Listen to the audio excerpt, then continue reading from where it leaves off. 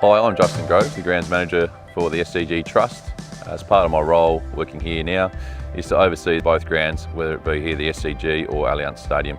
After my previous role in Adelaide working at the Adelaide Oval, I applied for a role here with the SCG as the Grounds Manager role came up, the first time in its history.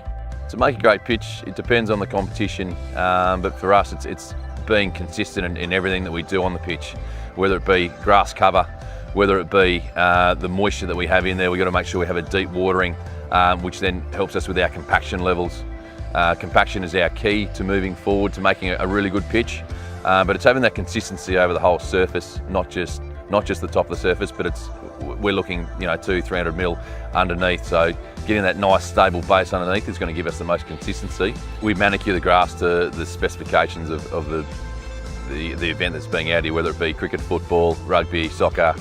They've all got their own specifications, so we probably spend a bit more time on our grass out here and our turf to make sure we've got it healthy, and as I said, a little bit of science behind it. We get tests done regularly, monthly, just to make sure that we're above what we're trying to achieve out here, so our turf doesn't die, and curators and turf specialists, we're all very precious of our turf, so we've got to make sure that we're on 100% of the time.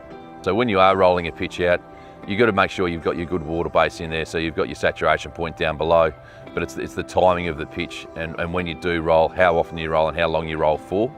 But it's also your grass consistency too, so as long as you've got your grass consistent with what you're trying to achieve, everything sort of matches in together, and that's sort of the science behind it. It's more about timing, it's more about your saturation points, but it's also about your grass cover.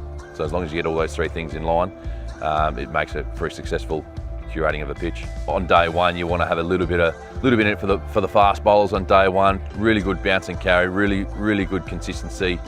And then sort of towards the end of day one, start of day two, day three, you've got that little bit inconsistent bounce.